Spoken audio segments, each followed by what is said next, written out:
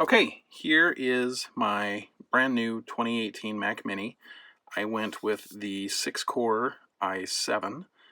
I ordered it with just the basic 8 gigs of RAM. So from that site, it's the minimum machine. The reason I did that is so that I could upgrade the RAM myself and save like $400. This is the RAM I got for it, 32 gigs of Corsair DDR4. And I would have liked to have done this yesterday, but I didn't have the right torque screw drivers to be able to take this apart because you have to have the security ones. So anyway, let's get started. If you've looked at the older Mac Mini, specifically the pre-2014, because back then the RAM was still upgradable, the bottom removed really easy. There was just like 2 divots for your fingers. You twist it, pops off. Obviously there's nothing like that here. And what it is, this obviously isn't the first video on the internet of how to upgrade the RAM, but all right. So to start, I'm going to take this iTunes gift card and just kind of stick it under the edge and try to slide that around. Hear a little pop. Come back around the other way.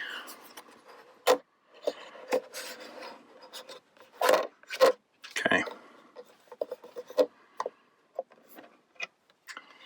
Cover is removed and we are in. You'll notice 6 screws here. I now have the right tools thanks to Amazon.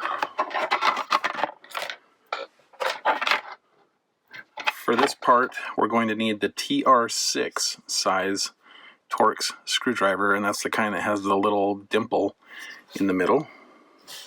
I'm going to start with the big ones, and these bigger ones are what the base plate snaps to. You'll see it's got these little things here that go over the heads of those screws.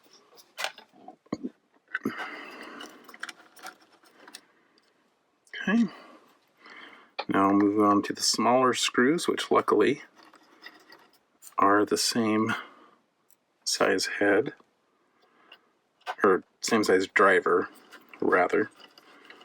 And I'm going to try to keep this all real time, just because I'm curious how long this actually takes. Okay, and there is a wire connecting this plate to the guts underneath, so we're going to lift this rather carefully. Yep, I can feel it.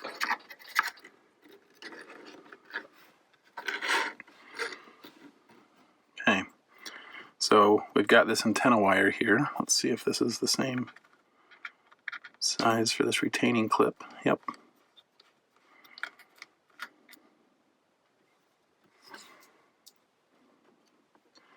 And then, I don't know how well you can see it, but there is that little connection right there for that cable. So I'm going to grab a spudger and try to just gently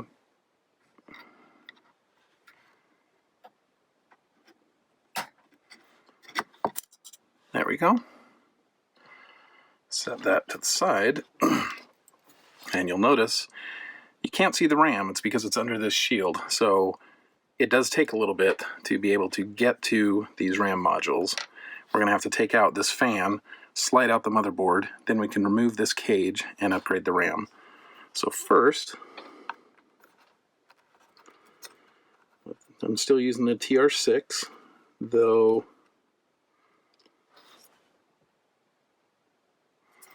can't really tell. I think those are TR6 as well. Anyway, maybe not. Those may not be security screws. Those actually look like regular Torx, but if you've already got the TR6, you might as well just keep using it.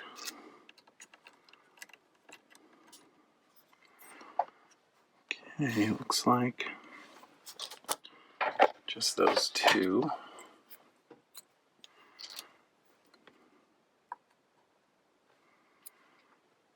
And then there are 2 more screws here, and they are at an angle, so that's a little tricky.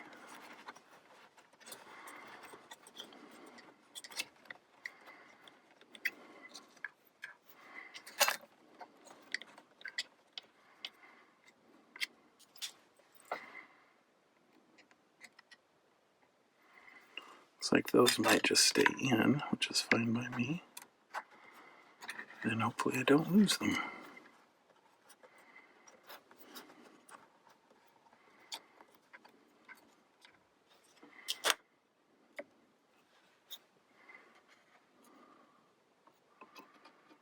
And there's another cable here.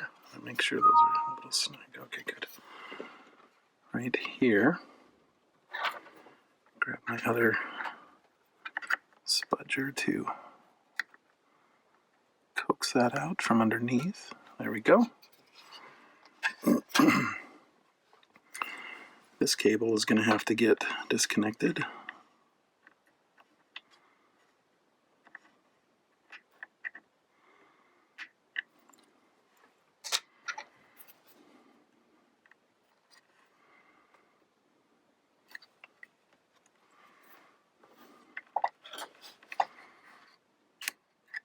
Go. Okay, these two need to come out next. I'm going to guess that is this, this is number 10 Torx. Yep, those ones are a little snug.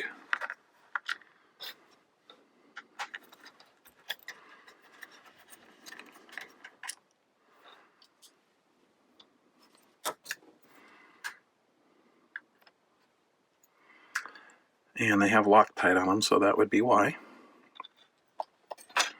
Okay. I think the only other cable we need to remove is the power cable here.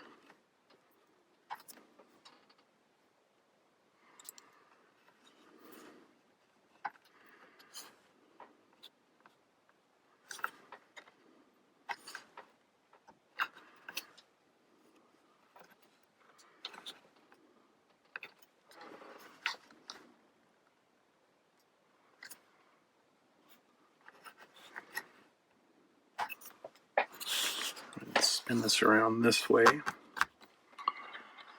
So now I'm going to, right here on the back of the fan where these, not the fan, the heatsink, where those screw ports were. There we go. So the logic board is loose.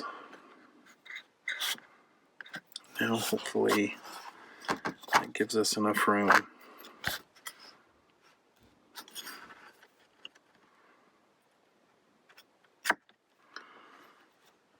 to unplug that power supply.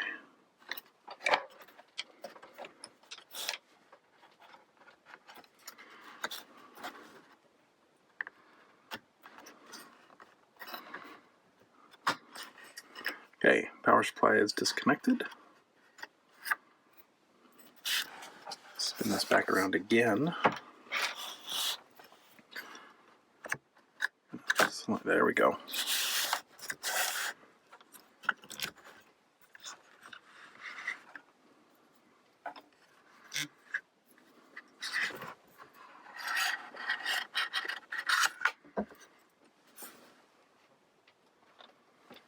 Okay, motherboard is out.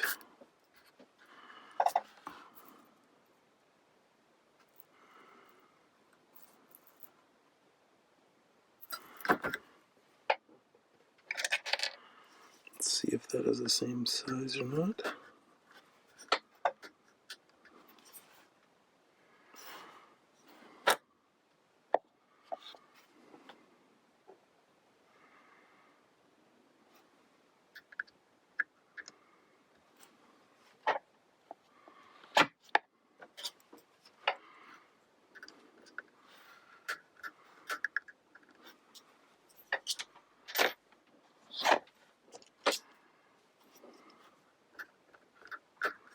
Okay, so that one is not a TR6. That is a TR5. I thought it was a pentalobe, but there are in fact 6 points.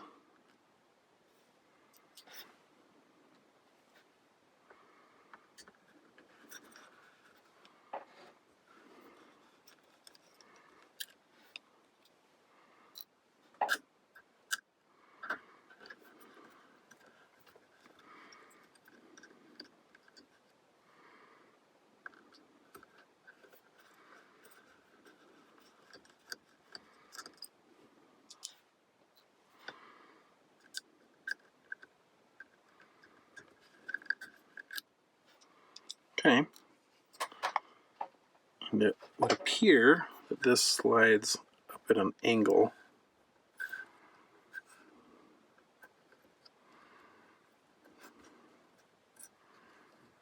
Yep. There we go. Okay. Slide these back. There goes number one. And number two. So these are just the 4 gig DIMMs that came with it. And we will now replace those with these 16 gig DIMMs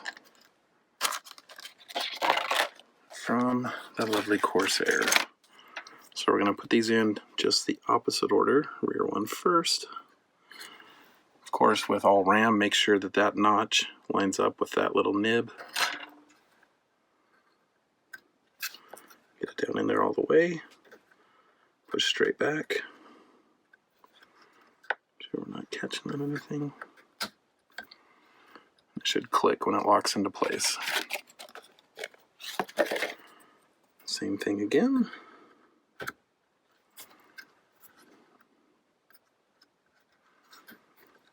Slide these bumpers out of the way a little bit.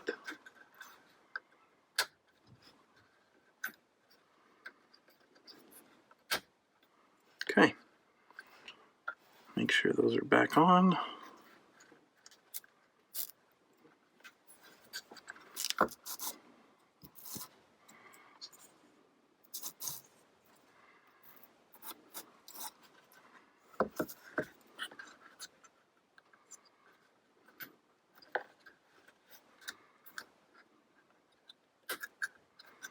There we go. And before I put that cage back on, I just want to flip this over and see what the underside looks like. I'm not going to pretend to know what all of these individual chips are for. That's not my thing. But I know that's a speaker, and that's probably a CMOS battery. My guess is this is the SSD.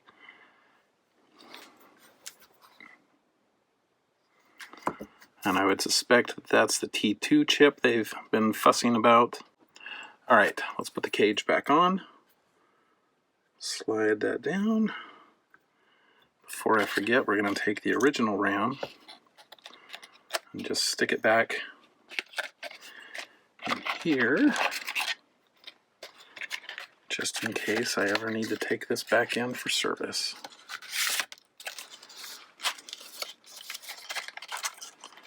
I really don't know if that actually makes a difference as far as the AppleCare warranty goes, but just to be safe. All right, now for these itty bitty ones, I'm going to use tweezers because I do not have steady hands.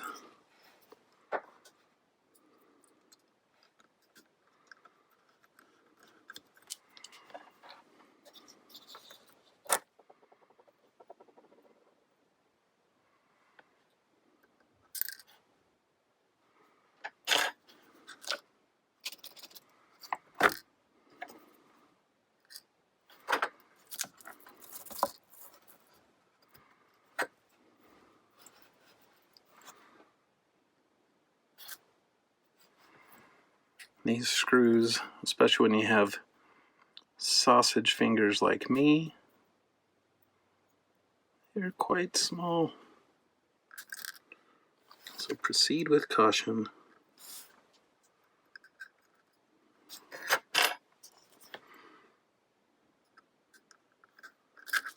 Probably doesn't help that the camera is also blocking a good portion of my overhead light, but whatever.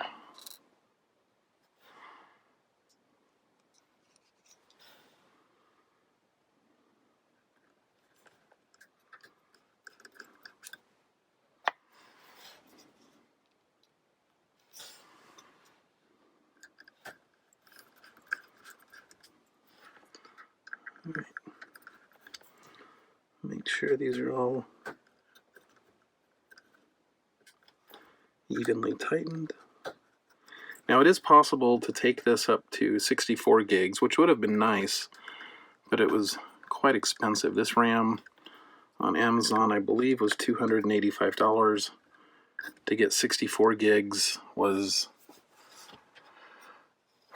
I don't remember, it was a lot. It was like $700 or $800 to get 232 gig DIMMs. So while that would have been awesome, I'm going to wait a couple of years before I try to get that much RAM for this guy.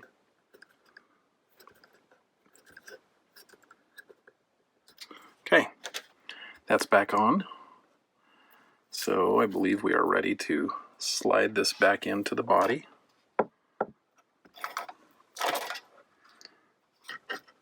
Just carefully, gingerly.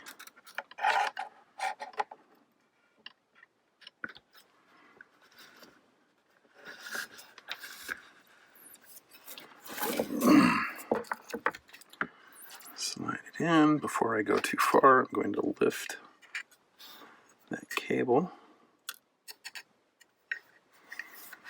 so it doesn't get pinched. Hold that power cable up. Now try to pull straight back. Alright, go ahead and try to gently reattach that power cable. A little assistance from the spudger.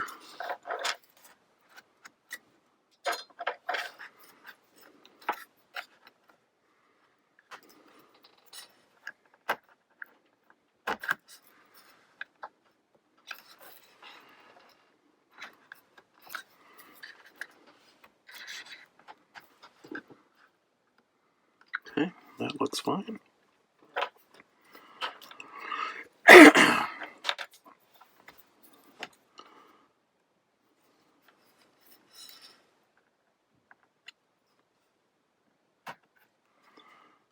Okay, that cable is back in.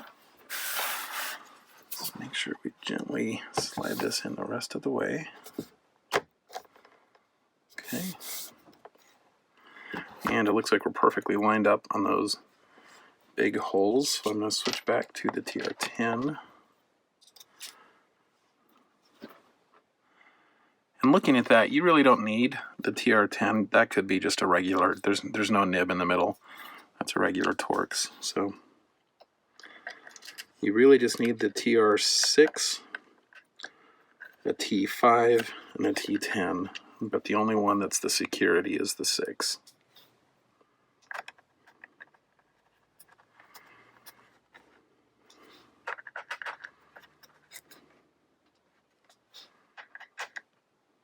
Okay.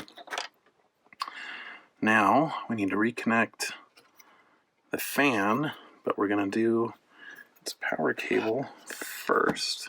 I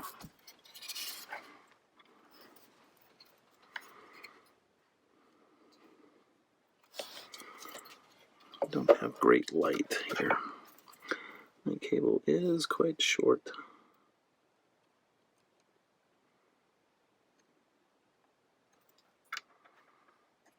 Okay, that is in.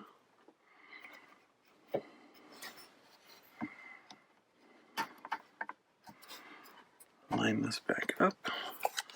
Spin it around. Okay.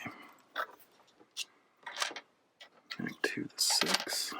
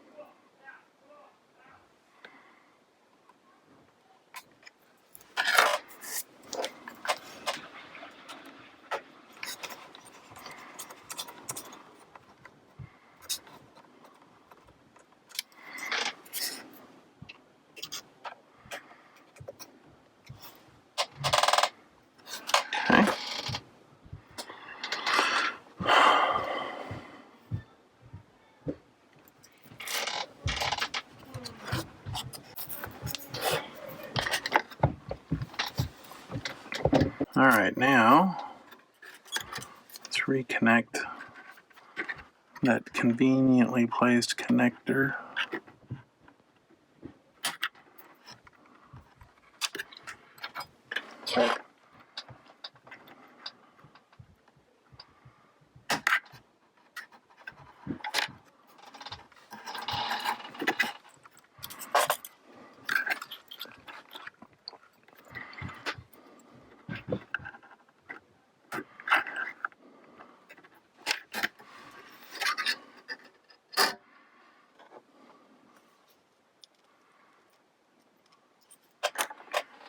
We'll go ahead and go with the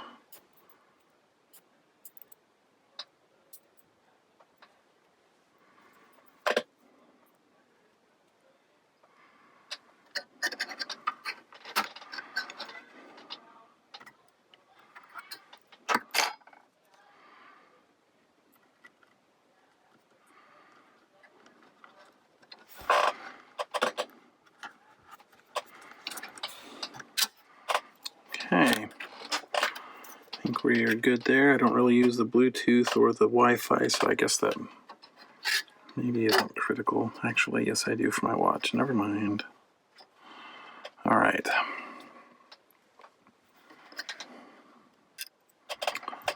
Let me go with the big ones first. Save the more difficult ones for last.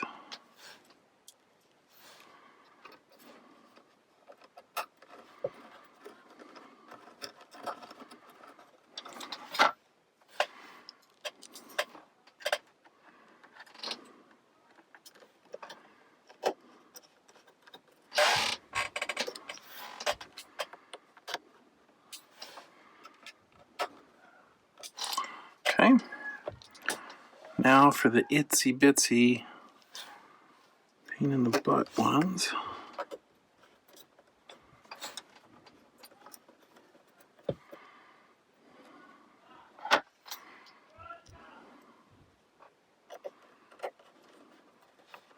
If you can hear a lot of background noise, I apologize. My kids just got home from school.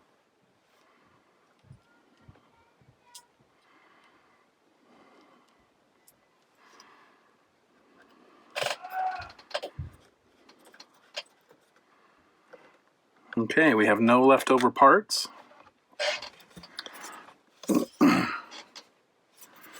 Snap this bad boy back into place. Put the tools away before they get lost. Alright, we're going to plug it back in, boot it up, make sure I didn't fry anything.